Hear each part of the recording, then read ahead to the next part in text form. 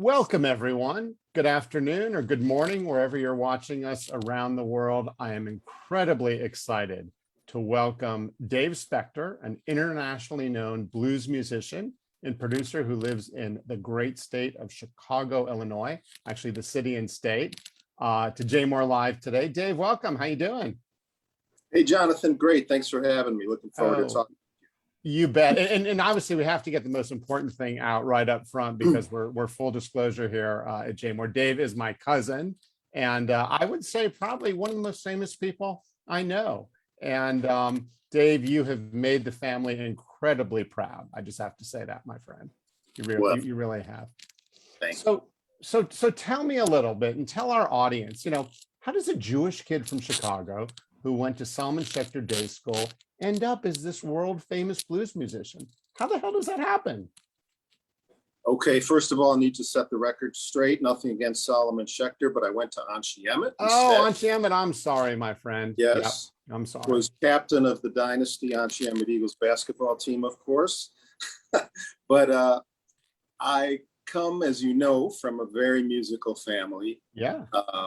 My mother was a great classical pianist. My father was a huge music fan, patron of the arts. My older brother and sister both play. So I grew up around music. Music was on in my house or being played in my house every day.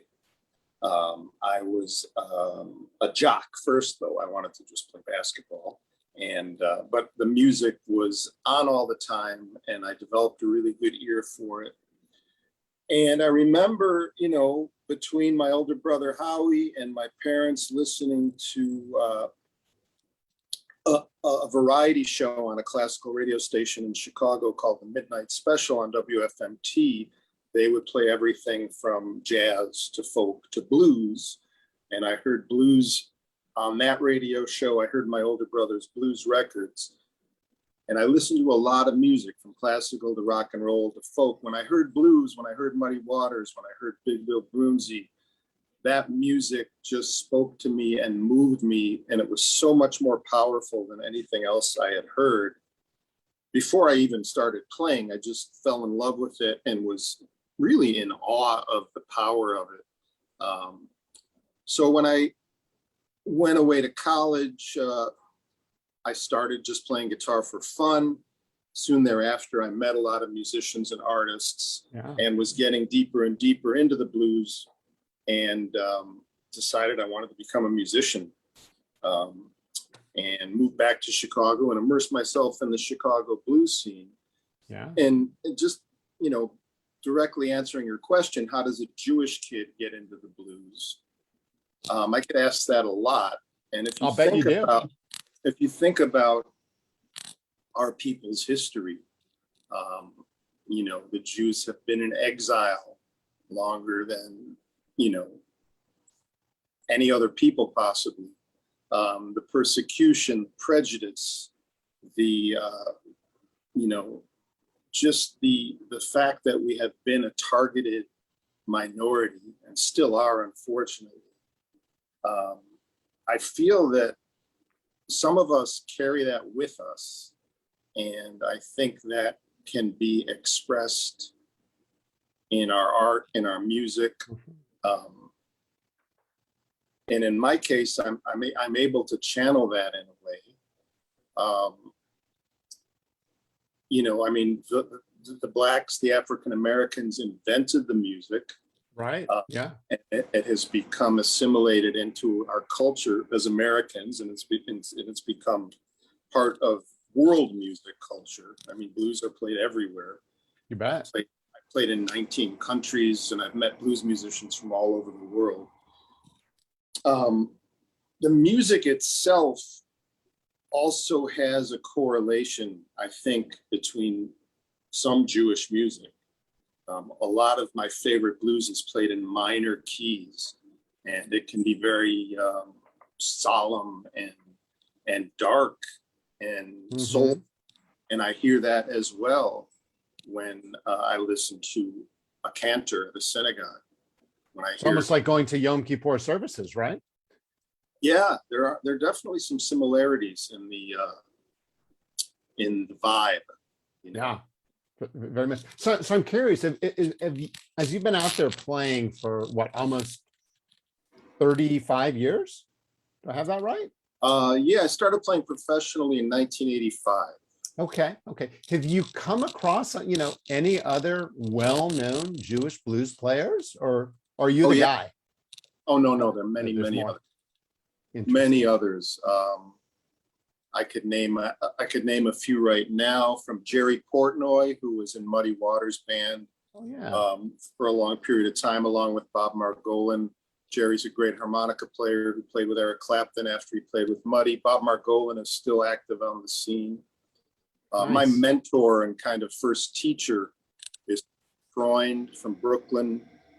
There's a great guitarist on the East Coast that I'm good friends with. He appears on my first album. His name is Ronnie Earl. His real name is Ronnie Earl Horvath. There are more. I could name 10 more, but there's a significant amount of Jewish blues musicians and of Jewish jazz musicians. Yeah, no. Very cool. Very cool. So, I saw from your social feed and when we were talking that you were just in Switzerland in mid-September, if I get this right, for the Groove Now Chicago Blues Guitar Summit. So what was it like traveling with your band to Europe during COVID? You said it was just a really quick trip, but how was that experience as a passenger on a plane, let alone a famous blues player? How'd that go?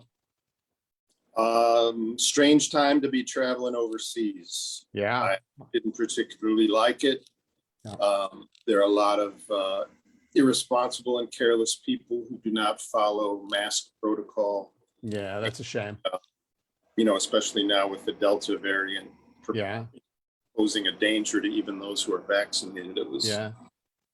It was a little stressful, but it was a good trip, and the shows went well. The venue in Basel required proof of vaccination, Cool. which a lot of the venues in Chicago are doing now as well. Good. So, yeah, Good. I'm not. If I got offered 4 more trips right now to travel, I'd be a little hesitant to take them, but I probably would. But Yeah. it's definitely more stressful to travel. And was that your first time back in Europe since COVID? Yes, yeah, this Yeah. was actually a rescheduled trip from a show in 2020 that had to be postponed. Well, So yeah, this was my first time traveling in about 2 years. well, I'm glad you made it safely, and I'm glad you're back home. So do you want to jam a little bit for us? You want to strum some chords, and then we'll keep chatting a bit? Yeah, I'm in my apartment, so I got to kind of keep Low it on key. the chill side. Yeah. Can you hear me okay? Yeah, we can. We can.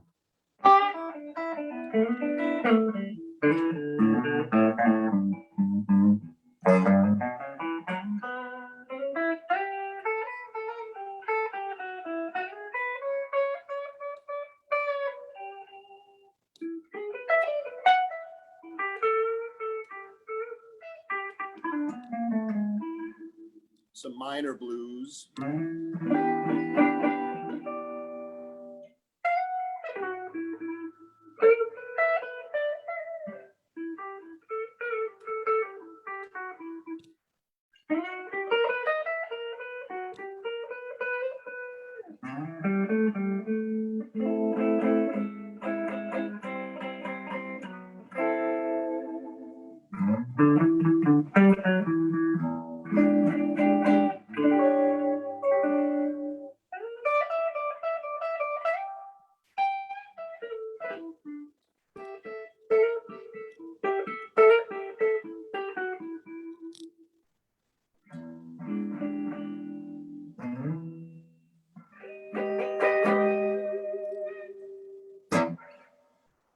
Very cool. Love it. I'm always in awe. Like I don't have any talent. Like, when did you pick up your first guitar, Dave? What were you, like 6? Yeah, probably. Well, there's a picture of me and my sister. I'm holding a ukulele probably when I was 3. I Susie, played yeah. piano as a kid, classical piano. I didn't really pick up guitar until I was a teenager. And Really? that was just for fun. Keith Richards was my first guitar hero. And then I started listening to Buddy Guy and Magic Sam and T-Bone Walker and Albert Collins and Muddy and all the great blues artists. And that's when I got serious with it. And it worked out. Well, yeah, you didn't know this about me, but no, go ahead and then I'll tell you something. Keep playing. No, I'm just noodling. Excuse me. So I always wanted to either be a rock and roll star or a cantor, and I don't have the talent for either or the voice. So, that we leave that to you. Okay. All right. We'll have to have a drink about that someday. No. So, so I have a question here from Alan Filer, our wonderful Jmore editor, who has been a massive fan of yours for decades. And Alan asked, he said, Dave, you've played with the biggest blues musicians of all times. Who would you say you were completely intimidated by and in awe of? Yeah, that's a good question. Thanks, Alan. I'm at a point in my career where I don't get nervous much, but occasionally I still do. And I remember, so Buddy Guy is, probably the biggest name in Chicago blues guitar, yeah, and probably the most successful Chicago blues musician ever. And he has a club in downtown Chicago called Buddy Guy's Legends. And I've been playing there since 1990 or 1991. Famous joint, right? That's really well known. Famous joint, I saw the Stones play there. Clapton has played there. Bowie has played there. It's one of the go-to music clubs, yeah, in Chicago. So I was playing there one night, and the great jazz guitar player George Benson was there, just hanging out, and he's an old friend of Buddy's. And George Benson is just a monstrously talented guitarist, and I had to play in front of him. And that literally scared me. I thought to myself, I have no business being on stage with a guitar with George Benson in the house. So that was intimidating. Did you kill it? I'm sure you were awesome. My memory of that night was just being nervous in front of George Benson. I don't think I played terribly well, just because I was very self-conscious. But one of the best experiences I've had was also at Buddy Guy's club. And Buddy often gets up on stage and sits in, and came up on stage with his guitar and started playing with us. And Otis Rush, who's one of my heroes, was shooting pool, and Buddy called Otis Rush on stage with him, with my band. So I got to play with Buddy and Otis Rush at the same time. So that was really special, and literally brought me to tears of joy to play with both of them at the same time, which was pretty incredible. They're very cool. You want to noodle a little bit more? Oh, I'm only on my second cup of coffee, but I can try. Let's see. What happened? Dave Specter live on Jmore, folks. Here we go. Yes. Shut off my it's always something, but that's okay. Technical problem. Sorry. Better continue. No, okay, so talk about being nervous. If I remember, didn't you play for President Obama? Was he president yet? Mm-hmm. Yeah. Tell us about that. Where was that? Yeah, it was in 2012. He was running for re-election. Okay. And he had a fundraising event at the Chicago Cultural Center, downtown Chicago. And an old dear friend of mine was a big Obama fundraiser. Her husband went to law school with Obama. Okay. And she called me and said, "Hey, we're doing an event, and the president requested a blues band because he's in Chicago." Nice. So, we got to play. We got to play for him after he before he spoke, and then before we played, we were like almost first in line to meet him. Everyone at the event got to meet him and got a photo opportunity. And I remember the only person that was in front of the band was Tammy Duckworth, who's now one of the senators. Right, United States Senator, right? She's wonderful. Yeah. Right. So that was thrilling. I'll bet. And he I got to didn't. talk. I'm sorry, No, go ahead. No, you got to talk to him a little bit. Yeah, I got to talk to him for about a minute and a half, and he was just totally down to earth and engaging, and asked me questions about where I played. And I told him about I have a long history of playing in Hawaii, and Right. that's where I'm from. So we had some stuff in common to talk about. Right, right. And there's a picture of you at your aunt's house, Betty Joy, and Uncle Arthur's house, my parents in Tucson, Arizona, with you and the president, and they have it up on their bookcase. All So right. you give them much joy and pride. Very. Yeah, it was a great coincidence that I knew the photographer who was covering the event. Yeah. So he set me up with some great photos. Very cool. And speaking of something really cool, and look, I know a lot of our fans know this. This is one of my favorite albums of Dave's. Was this your most recent? Thanks. Yeah, that's the most Yeah. recent that came out in 2019. Yeah. It's called Yeah. Blues from the Inside Out. If Yeah, any of you I'll- want to check out my website, it's davespecter.com, and there Yeah. sound this- samples of it as well as on YouTube. And what's cool about this, to tell our audience just a personal note. So we had a horrible family tragedy. My younger brother, Michael, of blessed memory, was murdered almost 6 years ago in Tucson. And Dave, very kindly, Dave and Michael really were buds. Dave dedicated this to Michael in Michael's memory, along with some other people. And that was very cool, Dave. Very, very kind of you. How's your technical issues there? You doing all right? Yeah, I do not know what happened. Maybe my cat bit the power cord, because I don't power it anymore. But I wanted to just point out another Jewish related factoid from that album. Jonathan, if you could hold it up again. Yeah, you bet.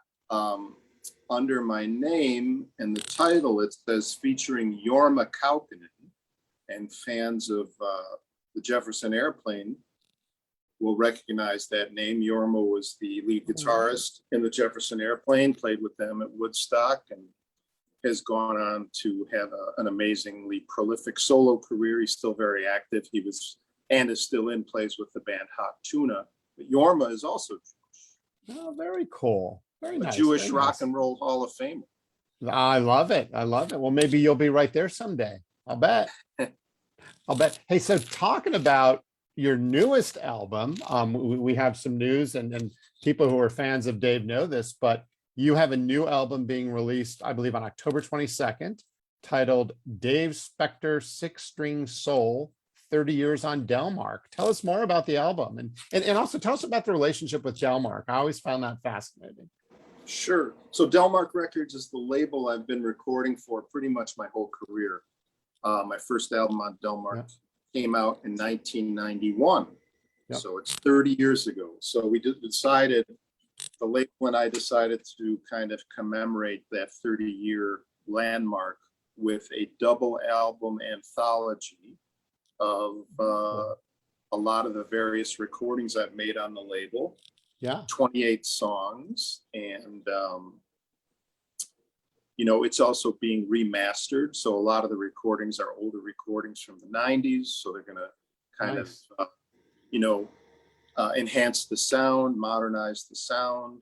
And it's a really nice package with liner notes by a couple prominent Chicago writers and some great old photographs. So it's almost like a little mini box set. Oh, fun. And where did you record that? Do you record that at Delmark? And you also have your own studio too, right? Tell us about that. Yeah. So Delmark has had its own studio since 1993. Okay. So I've done almost all of my recording there. Yep. I'm also part owner of a music venue and recording studio in Evanston called Evanston Space. Yep. So I've used that studio. I did a digital single during the pandemic called The Ballad of George Floyd. We recorded that in Evanston. Right. Talk about that a little bit. Why take that, what some people say would be a risk, but I know you speak from the heart. Why'd you do that? I just, I was moved and inspired by a very tragic event to write lyrics about what happened to George Floyd and what was happening in the country and history of police violence that is especially troubling here in Chicago. And there's a kind of a long, dark history of that here. Yeah. And I just was moved and inspired to write these lyrics, and I put music to it. And I reached out to a great Chicago blues man named Billy Branch, an African-American singer and harp player, who I've been very close with over the years. And we recorded it together, and it just felt like, the right thing to do. And I've listened to music for years that includes social commentary, from Bob Dylan to Neil Young, to the staple singers. And I started doing that back in 2017, 2018, and wrote a couple other songs with some social commentary and political elements to it. So it's kind of a new side of my music that a lot of people like and some people don't like, but I like it. Good for you. Any That's good great. art should be provocative. So I'm proud of it. Yeah, yeah. And go back to space for a second. So I'll tell our audience I had the opportunity when Debbie, my wife, and I were out in Chicago 2.5 years ago. We finally made our way to space, and Dave was kind enough to host us. And who was there that night? It was it was really cool. It was a great show, standing room only. It was at Stevie Ray Vaughan's brother. Who would that? Oh yeah, be? Jimmy Vaughn. Jimmy Vaughn. Yeah, that was a cool show. So do you play at space much, or do you pretty much bring in performances? I mostly help curate specifically a lot of our blues performances. Got it. But I do play there regularly. I have the release party for the new album there on November 2nd. Wonderful. I hosted a quarterly series there for years called Adventures in Guitar, where I would team up with other guest guitar players. And I sit in with a lot of musicians that perform there just as a guest for a couple songs. Nice, nice. And what happened during COVID? Did I see, like, in the summer you guys were out in tents? Did I see that right? Yeah, the club was closed for 14 months, but we were Wow. able to put on quite a few outdoor shows. Good for you. Including, we did a series of shows where we would say if you wanted to have music in your yard, we would send out a musician and send out some pizzas and drinks from a restaurant and give you like a little house party. Very cool. And then we also did in the summer of 2020, we did more like the fall of 2020, we did an outdoor tent with regular shows.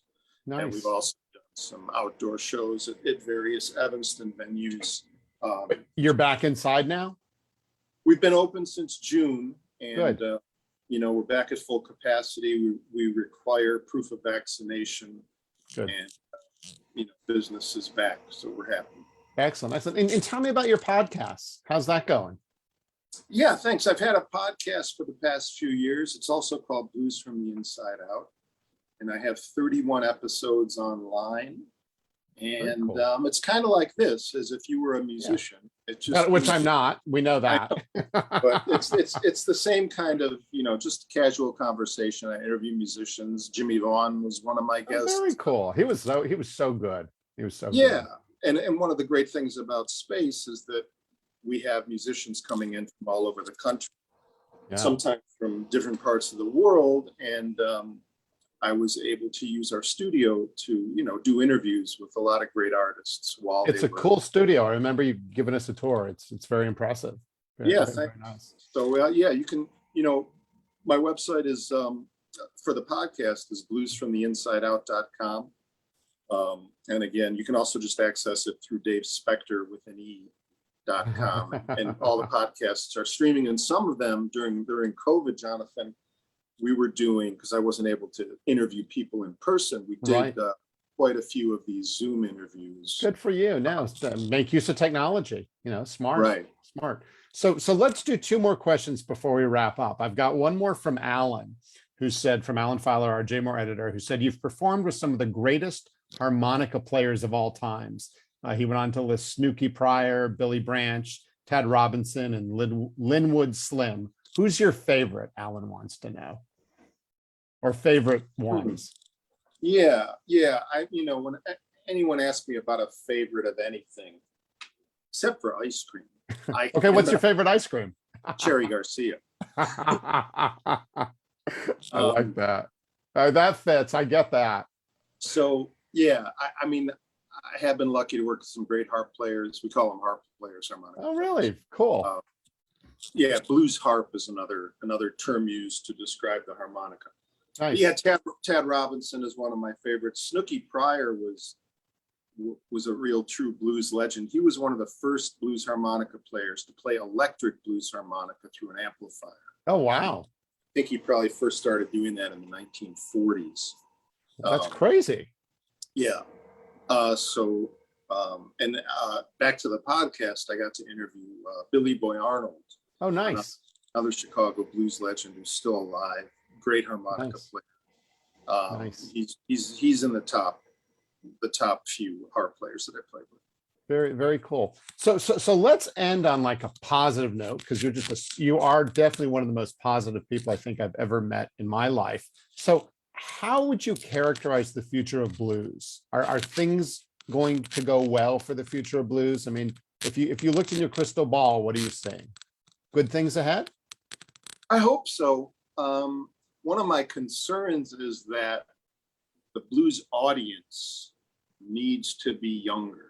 The music does not attract enough of a younger audience. The average age at a blues show, I just played a festival in the Chicago area this weekend, and the average age was probably late 50s, maybe early 60s. It's a bunch of middle-aged folk.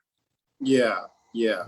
And so there's some great young musicians playing the music, and I hope that they attract a younger audience. I got turned on to the music, when I was a teenager, and I got turned on to the music when blues bands like Coco Taylor and Buddy Guy and Junior Wells would come and play at my college. So I think that's a great age to impress upon younger people, the power and and just the greatness of blues music. So I hope the audience gets younger, and I hope that younger musicians keep getting into the music.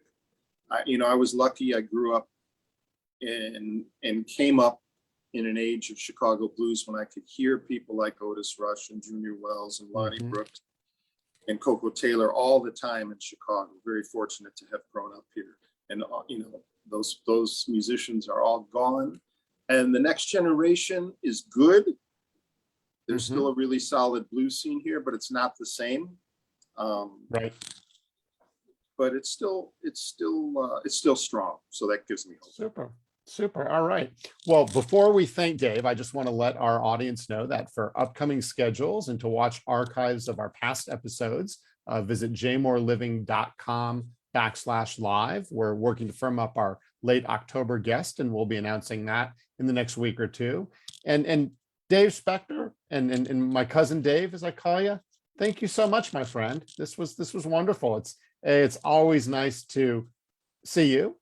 It's always great to learn from you and just to hear you jam a few chords. There was a lot of fun.